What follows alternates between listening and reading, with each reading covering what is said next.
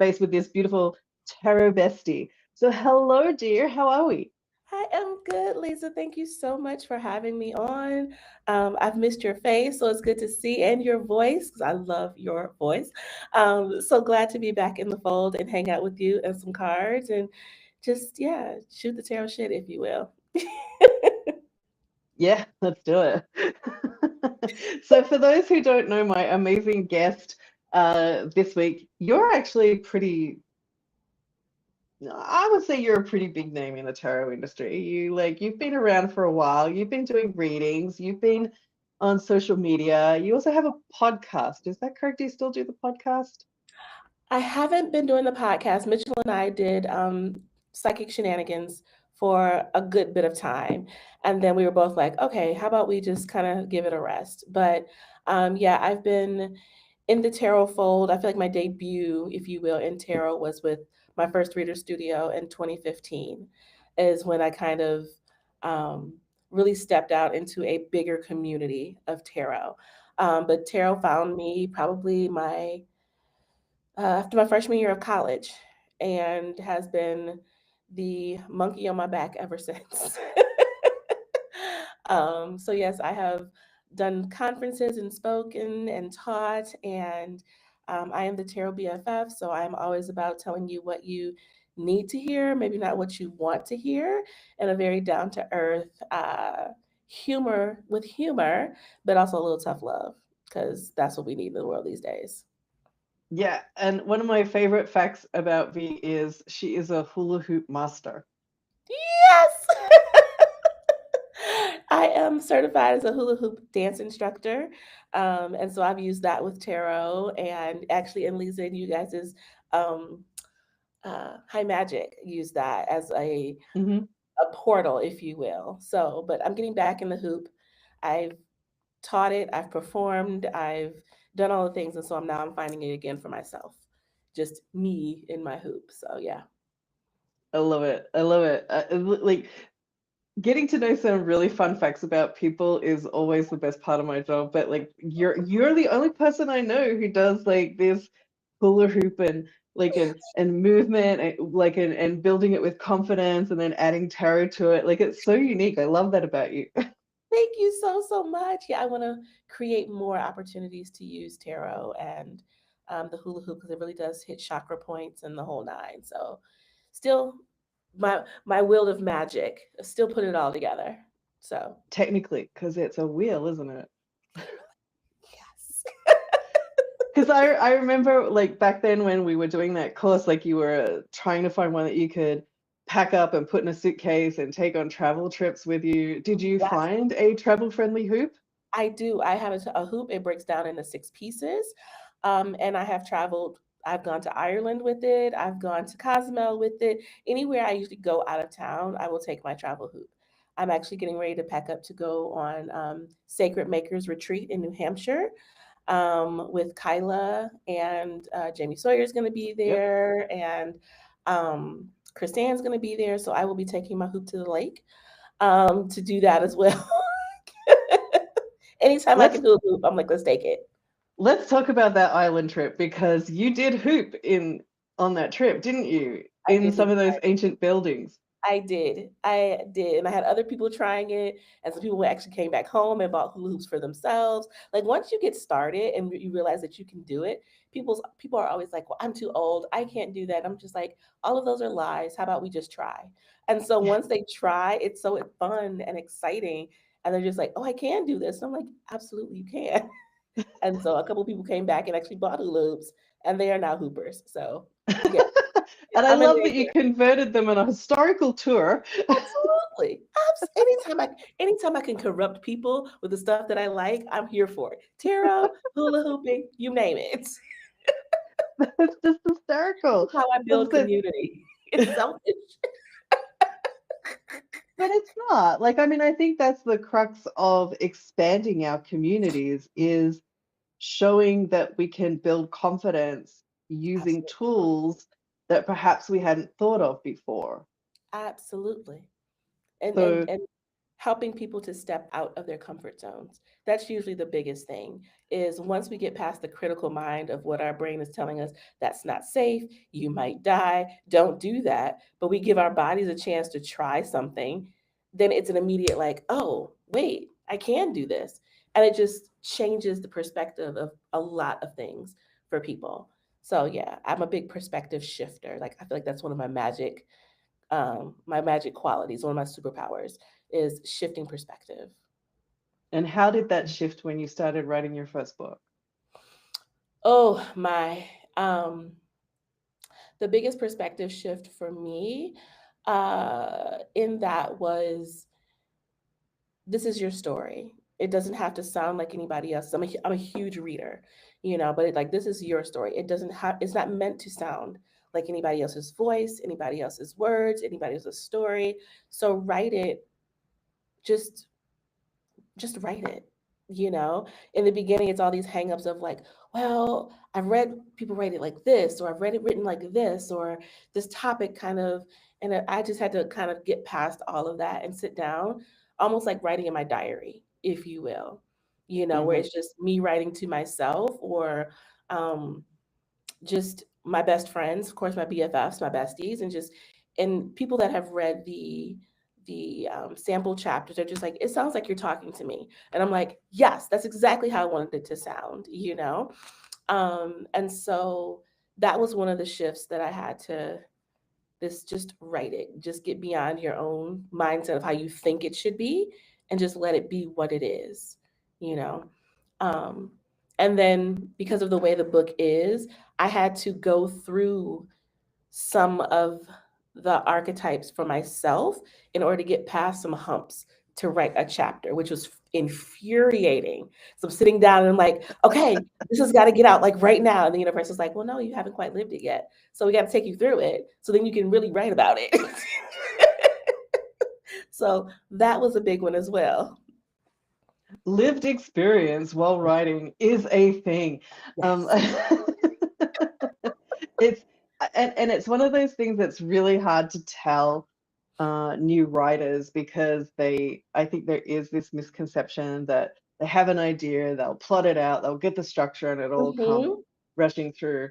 And I remember when I was writing Tarot Priestess, which was definitely not my first book, but that was the first time I had to write a letter and ask for some extra time, because Mm, the goddess was not allowing me to have any more than 4 sentences a day, and I'm like, I don't know what to tell you, but a higher yep. power is in control of this, and if you would like to take it up with them, then by all means go for There it. you go. Yes. Absolutely that. Yeah. So, but you are a changed person from that initial page to the final manuscript, aren't you? Yes, absolutely. And a big part of this is actually like working with just some internal things in terms of allowing myself to be seen. That was the other biggest thing, is like, okay, I'm writing, this is going to be out in the world for other people to look at and to read and to potentially critique and judge. And how does that feel? What does that look like? How am I going to be able to take that? Um, so definitely stepping into the confidence of, I'm an author, you know, and this is what's out there. This is what you get for right now. So yeah. I just find it hilarious that that was your stumbling point, but hooping in period dress in historical buildings was not. Like, Oh no, make that connection for me. that that's easy. That part was child's play. That part Like, was, yeah. center of attention, literally being seen, but while you're sitting there behind your keyboard, that's where the anxiety came in. And I'll tell you why. Because it has to do, I am a forever student. I love to learn. I love to read. And I'm one of those people where it's just like, I don't know enough yet. I just need to learn a little bit more. I don't quite know it all. So when it comes to things that I have to think about and like put out into the world, like doing classes or, writing presentations, it's always, do you know enough? Do you have all the information? But when it comes to hooping, that's a whole different, it's a freedom when I get in my hoop. Like I'm not concerned about what everybody else is thinking. I can be in the weirdest outfit, which I have been before, and just letting the music take me away. It's a totally different thing. but it's not. And I think that's what's hilarious. But it's absolutely not. Oh my gosh. Yeah. My brain likes to go, hey, what if somebody asks you a question that you can't answer? Then what do you do? Again, these are the lies my brain likes to tell me to keep me safe.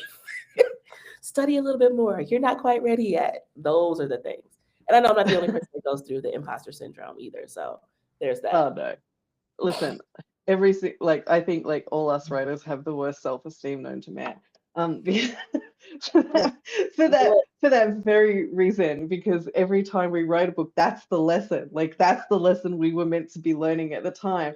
We don't have the answers. That's why we had to write the book. Yes. I'm sorry, that's all you get. Yes. That's it. That's it right there. That's all. That's All it. right. That's What deck did you bring today? What deck are you rocking with? I am using Zeke's Arcana, and it is Oh. wonderful bubblegum pink, and it's kind of funky. It reminds me of Lisa Frank. So if you ever collected like Lisa Frank, stickers and trapper Mm-hmm. keepers, and it's got like this. It used to have like a hot pink gilded edge, but of course they're worn now. But this is Zeke's Arcana. I found it on a Kickstarter some years ago, and it is well worn, as you can see. Oh wow. So yeah. That is crazy. You are a beast with your cards, girl. Okay. So I'm gonna let you pull your card first. I'm actually gonna use an oracle deck today because my decks aren't complete and Okay. they're scattered all over my office. So I'm using the Goddess Love Oracle today to pair with the tarot. So go ahead and pull your card. Okay. A card for the collective. What are we going to know for our best and highest good at this time? And so our card is going to be, ooh, I love it. The Nine of Cups. Oh, that's so cute. Isn't he adorable? Like I said, it's weird and funky, but yeah. So this wonderful Nine of Cups energy, abundance, the wish come true, the having it all, gratitude.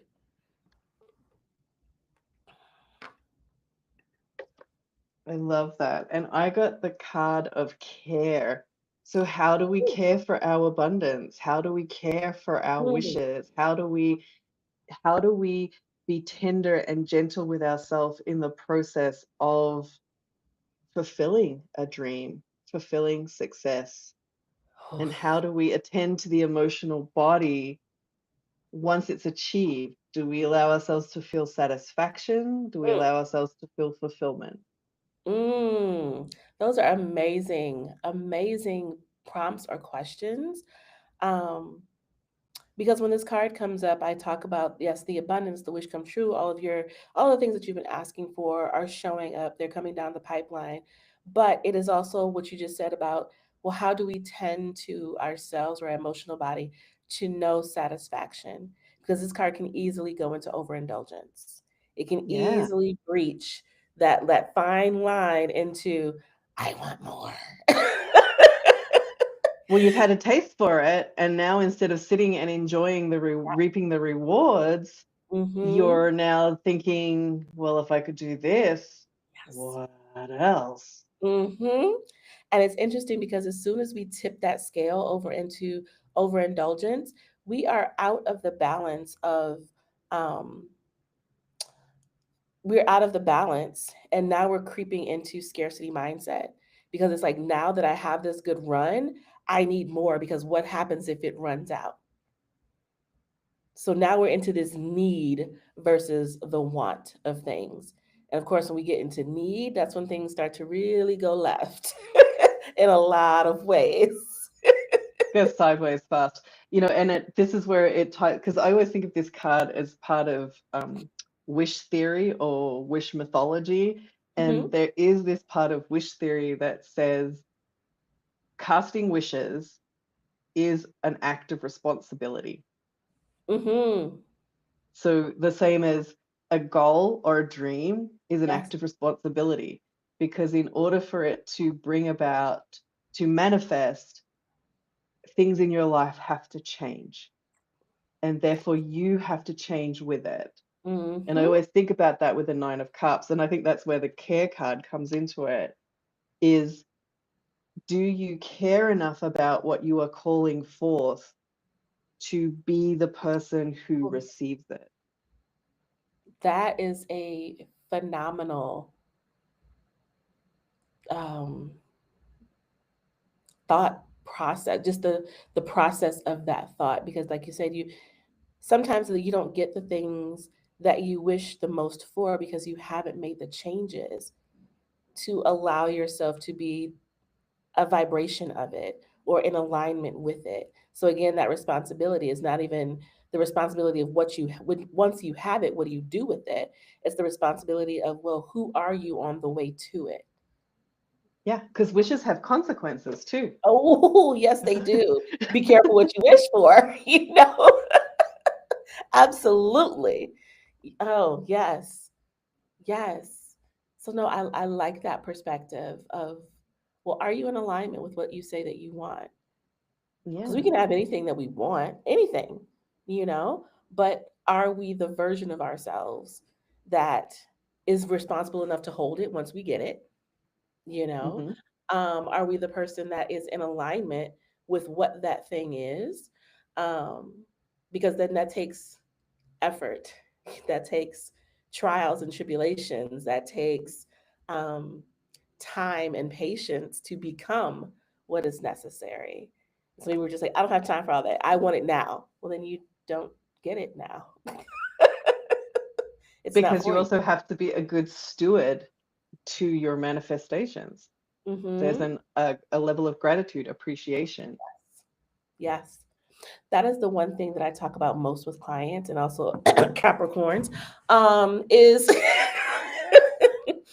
knowing what satisfaction is, or this feeling of being sated, if you will. Because if you have all of these goals and you just keep climbing and climbing and climbing, and you never stop to allow yourself to say, okay, so let me just sit with this for a minute.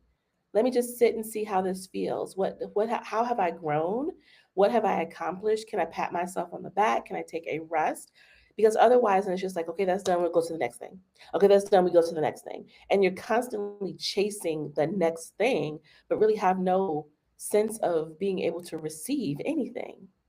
Well, because then there's this dislocation from your own inner map, and you don't know where you are. So how do you even know if you need the next thing? Because you haven't stopped to receive the blessings that you've already received. That's the bit that Absolutely. I tend to work with my clients is, you could actually just stop. You could just be right here for a minute. You could just You could, chill right here. because I don't think you've seen what you actually have here, because Yes. you're focused over there, and you haven't Hmm. even taken time to tend to this beautiful garden that you've Absolutely. worked really hard to create. Yep. Because And as soon that's as the that garden, that's the, that flip side, right? Of that Nine of Cups. yes. Because as soon as the garden is created, you're just like, oh, okay, cool. And you walk right through it and you keep going to the next thing. So you haven't taken time to allow yourself to enjoy the flowers, walk barefoot, see what it looks like at night. Like none of that. None of No. that. But what is even there? Like, is there shrubs? Are there roses? Like, what did you plant along the That way? part. Like, what is even in there? Yep, that part.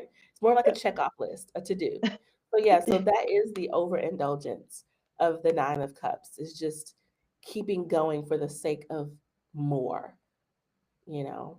But um, but gratitude, being grateful, being thankful for what has shown up, even the little things that are um, door markers, if you will, of the bigger thing coming.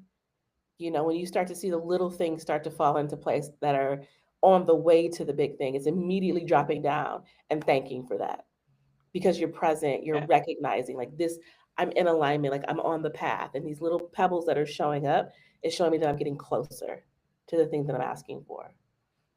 Yeah, and it is a minor arcana card, and all the minor arcana cards are asking you to look for the small blessings and miracles, or look for the small things in the mundane, not the big Mhm. signpost in the sky, not the bolt of Yes. lightning, not the hummingbird flying up into your face. It's the Mhm. very small missable parts of the day Yeah, that sneak up on you. absolutely. Absolutely. So yeah, it is definitely one of my favorite cards. When I see it, I'm like, oh yeah, all things are good. But again, it's also that reminder of check yourself before you wreck yourself. Exactly, exactly, exactly. I love this. I love doing readings with you. This is fantastic. All right. We are actually out of time. Where can people find you, and tell us when your book is released? Okay, so I am on the socials. I am on Instagram the most at Red Light Readings. I am also on Facebook at Red Light Readings. And yeah, those are the two places that I really I have a LinkedIn, not a LinkedIn, a link tree inside of my bio on Instagram that also has more information about booking readings or any mentorships that I might have coming up. And my book, Tarot for the Flawed and Fearless, 22 Keys to Master Self-Confidence, is coming out July 6th. It is open for pre-order on Amazon, Barnes& & Noble, anywhere you buy books, pre-order is open. And it's not a book about reading tarot. It's really a book about working with the major arcana and the symbolism and when do you step into this energy? How can it be beneficial for you? There are practices, there are some spells, some meditations, some spreads that can help you with each of those major arcana cards. So, yeah. I'm just so proud of you for getting that book finally. Like, Thank so you. proud of you. I know how long it has been from idea to holding this book in your hands, and I am just like so glad to see it. I'm so happy. I cannot wait for it to actually be on the bookshelves. Well Thank done. you. Thank you. Thank you. Thank you so much. And I mean so much coming from you. So I appreciate it wholeheartedly. All right, you gorgeous, beautiful soul who always makes me feel so good to be alive. That is it. We are finished for this month. Thank you for joining Tarot is Ridiculous. I will see you next month. I don't know who with yet. I haven't decided, but I'll let you know. All right, bye from us for now. See you later.